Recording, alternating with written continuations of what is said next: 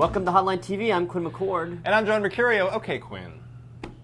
2010 might still be a ways off, a few more weeks or months that we have to look forward to. But that hasn't stopped a few items from popping up all over the place in those midterm Senate races that you and I are watching so closely. All right, Senate. Today on Hotline TV, we will tell you which one of these things are game changers and which ones are time wasters. You could call this the game of game changers or time wasters if you wanted to. All right, thanks for clearing that up. Okay. I have no idea what we're ready to do, but let's just go with this. All right, we've got about 7 races we want to run through really quickly. We're talking about the primary developments in each of these races. So incumbent senators are getting primaried. That's correct. Which of these are real primary challengers? Exactly. Okay. And which one of these are just time wasters that are just things for us to experts on time to wasting. suck on for a while. Let's go first to Illinois Senate.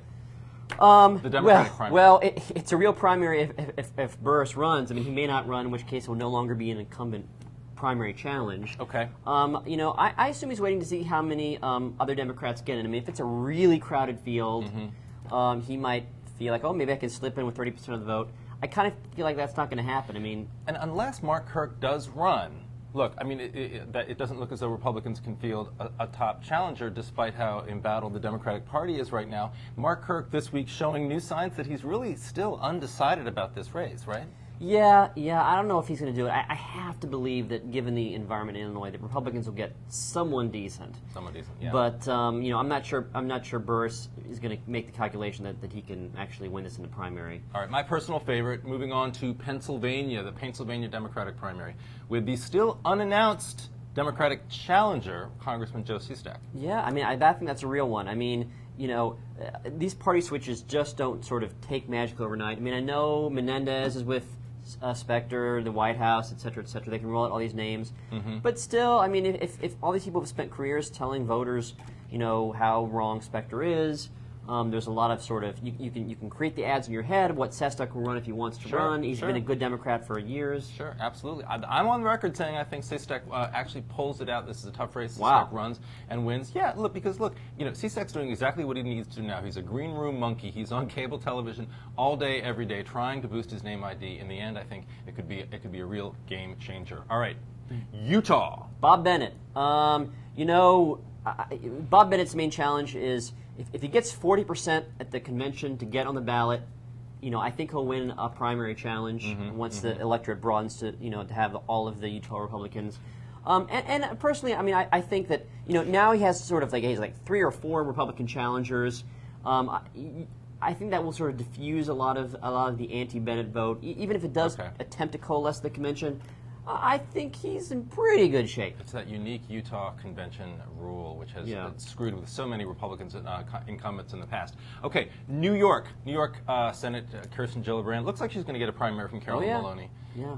And I have to imagine that that's a race that Carolyn Maloney makes a valiant effort in and then loses. Yeah, I suspect so, only because, one, it's a hugely expensive state. I mean, I think New York's a state where the party apparatus really does make a difference. Yeah. And the fact that it's all coming together behind Gillibrand. Also the fact that, Gillibrand she's a bit more moderate than Maloney, but she's hardly a conservative, Democrat. And she's certainly moving to the left to help her party out right now. Look, there's a reason that the White House made a special effort to get Steve Israel out of the race. There's a reason the White House approached Pete King about taking the Irish ambassadorship.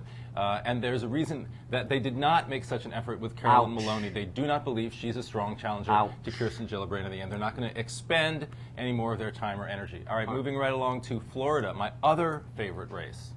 I think, can I talk for a second, Quinn? Do you mind if I talk for a second? That'd be great. This is becoming a Rorschach test, I think, if I can say that word on Hotline TV, for national Republicans, because I think Crist ultimately wins. Rubio's not going to have the money or the organization to beat Charlie Crist. I do, however, think that Republicans looking at this battleground state are going to go in there. They're going to make their, create their, or embolden or establish their conservative bona fides by choosing Rubio, by backing Rubio. You saw that today with Jim DeMint, or you saw that this week with Jim DeMint supporting him, and I think that becomes...